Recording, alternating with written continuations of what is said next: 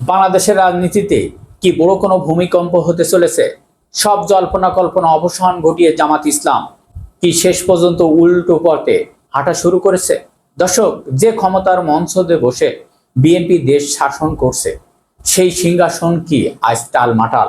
সব জল্পনা কল্পনা অবসান ঘটিয়ে জামাত ইসলাম শেষ পর্যন্ত বিএনপি সরকারের বিদায় ঘণ্টা বাজিয়ে দিল।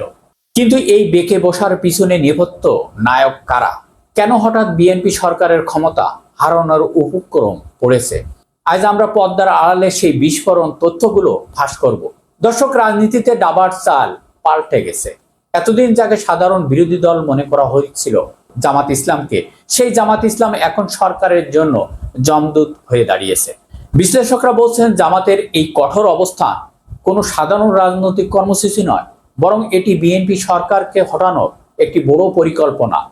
জামাতে এখন আর সরকারের কোনো আপোষ মানতে রাজি নয়। তারা সরাসরি রাজপথে নেমে সরকারের পতন নিশ্চিত করতে বড় পদক্ষেপ। এই পরিস্থিতিতে বিএনপি কি পারবে তাদের ক্ষমতায় টিকে রাখতে? এই নাটকের একটি বড় অংশ জুড়ে আছে আন্তর্জাতিক রাজনৈতিক গুঞ্জন উঠছে। বর্তমান বিএনপি সরকারকে ক্ষমতাচ্যুত করতে পশ্চিমা বিশ্বের একটি প্রভাবশালী মহলের সাথে জামাতের গোপন সমঝোতা হয়েছে। বিশেষ করে ডোনাল্ড ট্রাম্পের একটি আলোচনায় বাংলাদেশের রাজনৈতিক সমীকরণ বদলে যাচ্ছে। জামাতের হাতে কি এমন কোন তুরুপের তাস আছে যা দিয়ে তারা বিএনপি সরকারের ভিত নাড়িয়ে দিচ্ছে? আন্তর্জাতিক শক্তির এই ইশারা এখন বড় দুশ্চিন্তার কারণ হয়ে দাঁড়িয়েছে ক্ষমতাসীন বিএনপি দলের জন্য। যখন রাজপথ উত্তপ্ত হয়, তখন সবার নজর থাকে প্রশাসনের দিকে।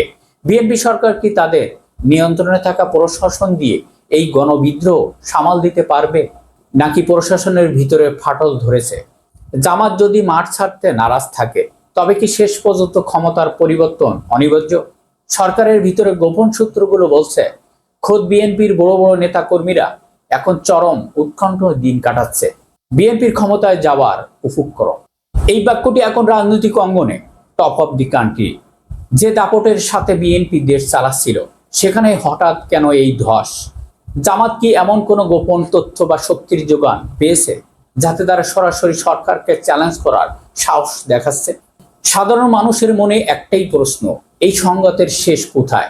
জামাত যদি তাদের অবস্থান অনড় থাকে, তবে কি খুব শীঘ্রই আমরা নতুন কোনো সরকার দেখতে যাচ্ছি?